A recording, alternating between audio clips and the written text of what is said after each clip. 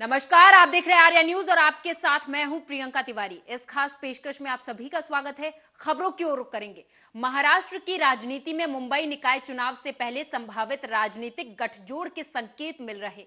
मुख्यमंत्री एकनाथ शिंदे और deputy CM Devendra Fadnavis ने शुक्रवार को महाराष्ट्र नवनिर्माण सेना यानी कि मनसे के द्वारा आयोजित दिवाली कार्यक्रम में मुलाकात करते हुए ये तीनों दिखाई दिए। मनसे प्रमुख राज ठाकरे ने दीपोत्सव समारोह में दोनों नेताओं का स्वागत किया। इससे पहले एनसीपी प्रमुख शरद पवार ने मुख्यमंत्री शिंदे और फडणवीस से मुलाकात की थी।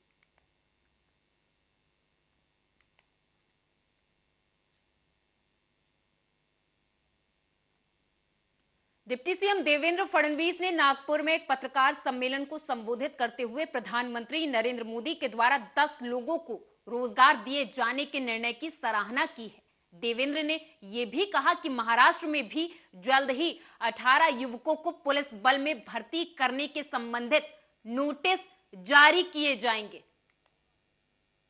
मला असं वाटतं की माननीय पंतप्रधानांनी खूप चांगला निर्णय घेतला आहे।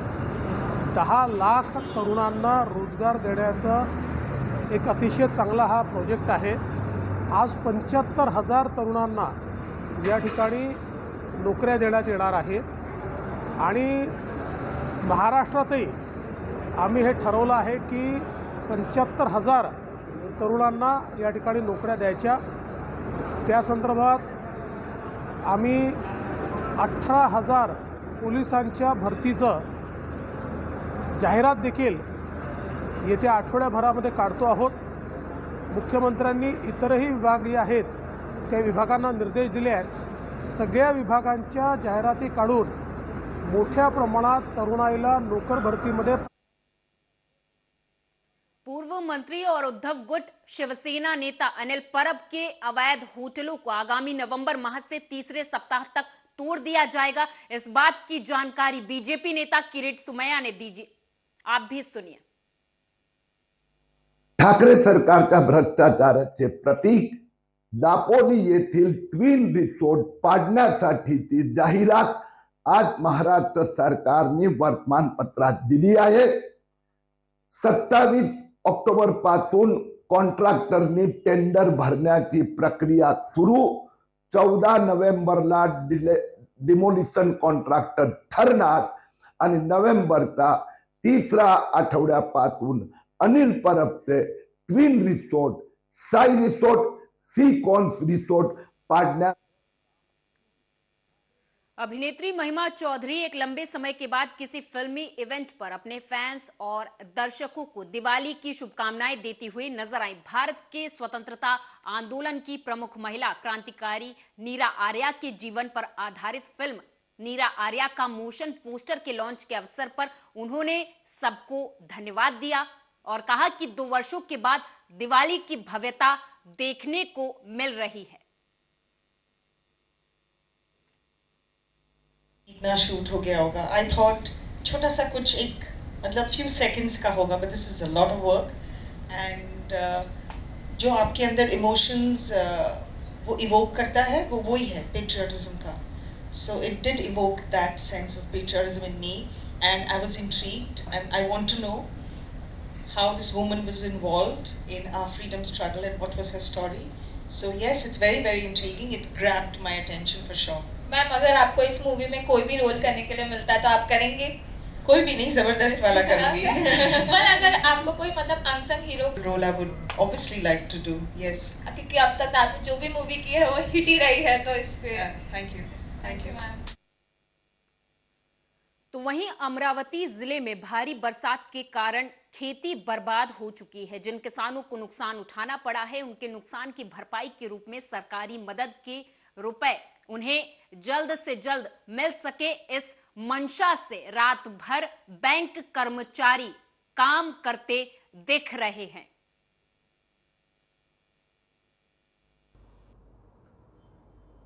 नमस्कार, मी Jayant Raghorte, assistant general manager IDBI bank Ambadevi road.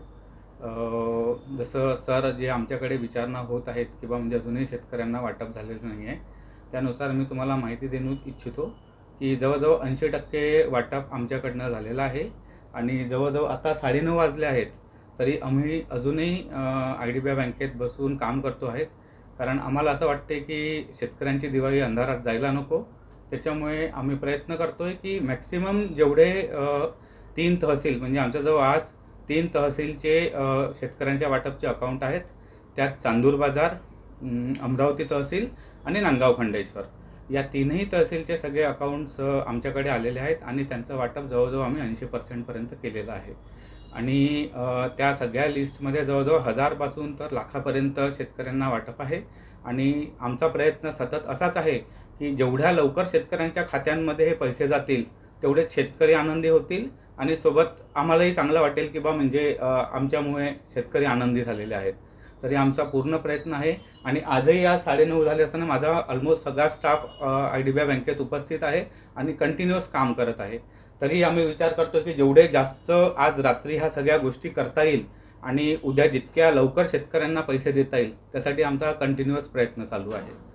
जवळ 1 ते 1.25 लाख शेतकऱ्यांचे वाटपांचं काम चालू आहे आणि 60-70 हजार शेतकऱ्यांना जवळजवळपर्यंत आम्ही आतापर्यंत सगळ्या लिस्ट झालेल्या आहेत आमच्यावरून. म्हणजे ज्या तहसीलकडनं लिस्ट आलेल्या आहेत की या शेतकऱ्यांना एवढे पैसे द्यायचे आहेत तर त्या सगळ्या आम्ही अजूनपर्यंत प्रोसेस केलेल्या आहेत. राज्य सरकार की घोषणा के अनुसार मुंबई के राशन कार्ड धारकों को 100 रुपए में तेल, शक्कर, रवा, दाल 1-1 किलो मिला. राशन कार्ड धारकों में इससे खुशी की लहर फैल गई है. ते 2 दिवसापर्यंत आला होता आणि काल आम्ही सुरुवात केलेला आहे आणि आज उद्यापासून सर्वांचा प्रॉब्लेम आहे. ते प्रॉब्लेम अख्खा महाराष्ट्रला आहे, त्याच्यामुळे हा गर्दी जास्त आहे. आता किती क्वांटिटीमध्ये आलेला आहे? ते 100 रुपयामध्ये 4 क्वांटिटी आहेत. चना दाल आणि साखर, 1 पाम तेल आणि 1 रवा 1 किलो. ते आपल्या 100 रुपयामध्ये एक थैल्यामध्ये भरून भेटणार. मग आता जी तेवढे शिधापत्र धारक जे आहेत हां. तेवढ्या मानाने आलेला आहे? हो, सर्वांना आलेला आहे. बाकीच्या आणि सर्वांना भेटणार आहेत. त्या आपल्या स्वच्छ आहेत की सर्वांना भेटणार आहेत. आम्ही इथे कोशिशमध्ये आहेत की सर्वांना कोणाला असा नाही होत की कोणाला नाही भेटत. आम्ही देणार आहे सर्वांना. आपलं नाव? माझं नाव अमित जयस्वाल. या दुकानाचे मालक? नाही, मालक ते माझा पप्पा आहेत. त्यांचा पोरं आहेत. नंदुरबार जिले में कृषि विज्ञान केंद्र की ओर से किसानों को फसलों को कीड़ों से बचाने का प्रशिक्षण दिया गया. दरअसल कपास की खेती पर गुलाबी बोंड नामक बीमारी लग रही है. किसानों को कपास की खेती को बीमारी से बचाने के संबंधित प्रशिक्षण दिया गया. प्रशिक्षण देने का काम नंदुरबार कृषि विज्ञान केंद्र और नागपुर के केंद्रीय कपास संशोधन केंद्र की ओर से दिया गया. 100 दिवसाचा कापूस आतापर्यंत होत आलेला आहे. आपल्याला आतापर्यंत बाकीच्या क्षेत्रापेक्षा इथं गुलाबी बोंडाळीचं अतिशय चांगलं नियंत्रण मिळालेलं आहे. तुलनेने दरवर्षापेक्षा गुलाबी बोंडाळी थोडीशी कमी आहे कापूस पिकावर. परंतु जे आम्ही इतर क्षेत्रात आणि ज्या ठिकाणी हे तंत्रज्ञान वापरतोय अशा ठिकाणी आपल्याला मोठ्या प्रमाणावर आपल्याला याचा परिणाम झाल्याचा आपल्याला पाहायला मिळतं. म्हणजे चांगले रिझल्ट त्याचे मिळालेले आहे. कदाचित ऑक्टोबर आणि नोव्हेंबरमध्ये गुलाबी बोंडाळीचा प्रकोप जास्त असतो, तर कदाचित आता पुढच्या काही दिवसामध्ये या तंत्रज्ञानाचा अजून कसा परिणाम आहे हे आपल्याला पाहायला मिळेल.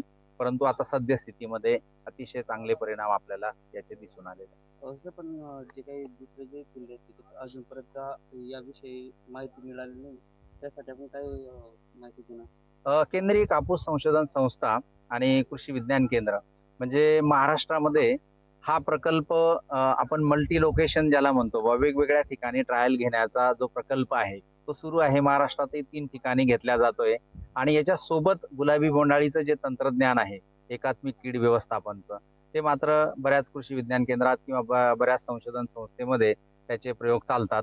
परंतु जेल लावण्याचं जे प्रात्यक्षिक आहे ते महाराष्ट्रातल्या 3 ठिकाणी सद्यस्थितीमध्ये सुरू आहे. सर, जसं म्हणजे कापसाची लागवडीपासून त्याची जी पहिली जी जुनी प्रक्रिया आहे त्या प्रक्रिया बंद करून हे करायची, कसं करायची? म्हणजे हे मुळातच बऱ्याच शेतकऱ्यांच्या मनात पण येणारा हा प्रश्न आहे. हे फक्त आणि फक्त गुलाबी बोंडअळीच्या व्यवस्थापनाचं तंत्रज्ञान आहे. बाकी तुम्हाला खत व्यवस्थापन आहे, बाकी रस शोषणाऱ्या किडी आहे, यासाठी ज्या उपाययोजना किंवा ज्या ज्या गोष्टी करायच्या असतात त्या तुम्हाला कापूस पिकामध्ये करणं कंपल्सरी आहे. हे तंत्रज्ञान फक्त आणि फक्त गुलाबी बोंडअळीच्या व्यवस्थापनासाठीच आहे. तो वहीं सांगली जिले में रास्तों पर नाले का पानी आ गया, जिससे स्थानीय लोगों को काफी परेशानियों का सामना करना पड़ रहा है। जिससे परेशान होकर नाराज स्थानीय लोगों ने नाले के पानी में बैठकर प्रदर्शन किया। सांगली जिले के जूना कुपवाड़ा रोड पर बरसात के कारण नाले का पानी ओवरफ्लो होकर बह रहा। स्थानीय लोगों की आवाजाही में काफी दिक्कतें हो रही हैं। वहीं प्रशासन इस ओर ध्यान नहीं दे रहा। इसी बात से नाराज स्थानीय लोगों ने नाले के पानी में बैठकर प्रदर्शन किया।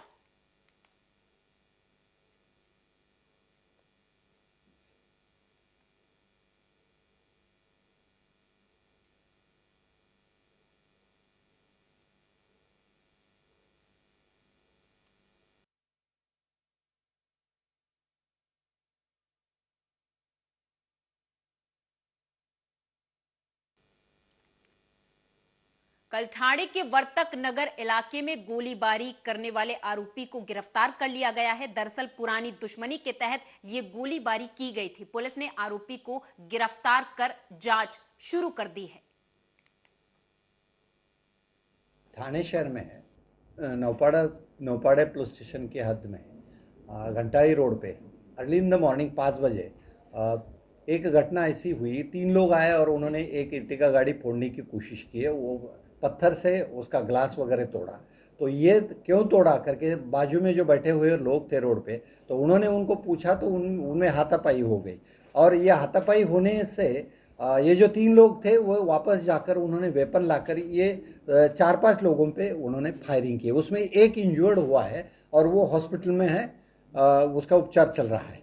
दूसरी घटना जो वर्तक नगर पुलिस स्टेशन के हद में हुई, उसमें एक गणेश जाधव नाम का एक आदमी है और यही आरोपी जो उसका फ्रेंड भी है, उनका निजी आपस में जो भी झगड़ा पुराना था, उसके कारण से उसको येऊर के जंगल में वहाँ उसको लेके गए और उसको फायरिंग करके उसको इंजर्ड किया गया और वो उसको हॉस्पिटल में भेजा गया। तो he is seriously injured.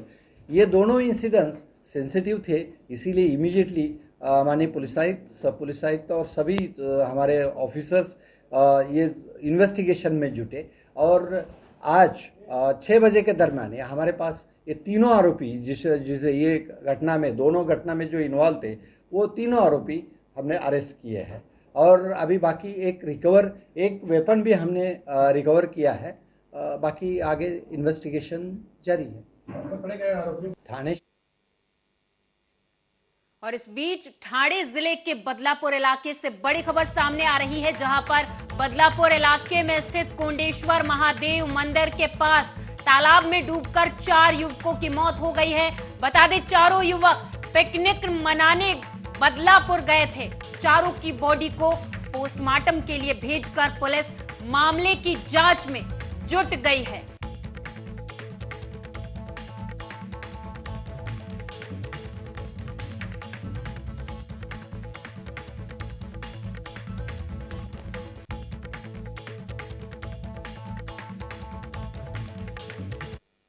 Sangli जिले में तेंदुए के हमले से घायल बच्चे के उपचार के लिए प्रशासन के द्वारा 25,000 रुपए दिए गए। सांगली जिले के शाहूवाड़ी तालुका के उखडू गांव में एक बच्चे के ऊपर तेंदुए ने हमला कर दिया था। घायल बच्चे के इलाज के लिए वन्य जीव विभाग की ओर से 25,000 रुपए इलाज के लिए दिए गए हैं।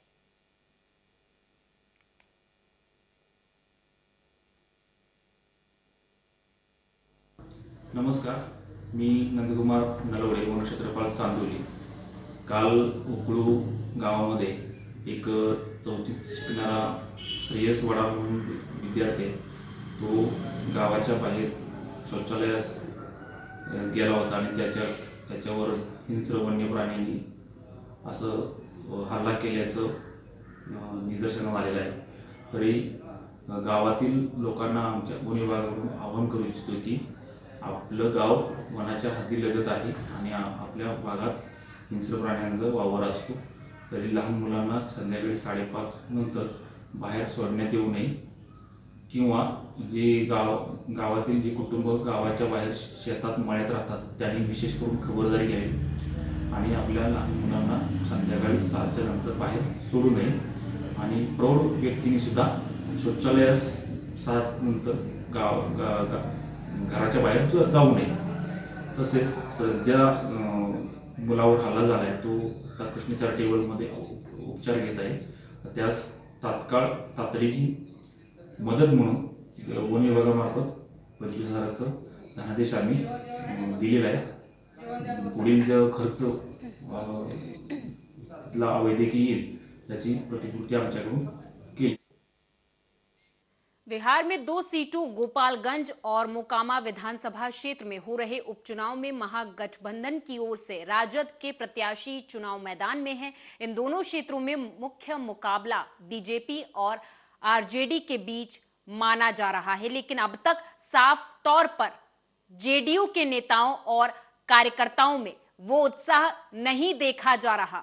बिहार की मोकामा सीट से बीजेपी ने बाहुबली नेता ललन सिंह की पत्नी सोनम देवी को अपना प्रत्याशी बनाया है। सोनम देवी का महामुकाबला आरजेडी के प्रत्याशी नीलम देवी से है। नीलम देवी आरजेडी के बाहुबली विधायक अनंत सिंह की पत्नी है। एक मामले में अनंत सिंह के सजायाफ्ता होने के बाद उनकी विधायकी चली गई और मोकामा सीट खाली हो गई है।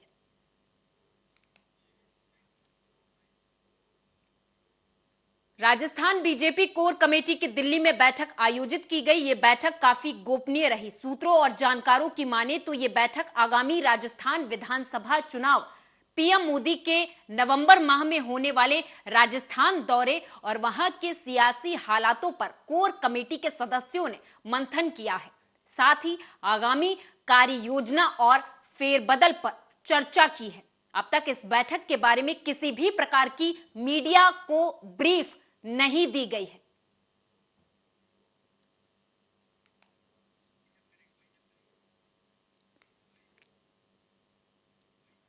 और इस बुलेटिन में मेरे साथ बस इतना ही। आप देखते रहें आर्या।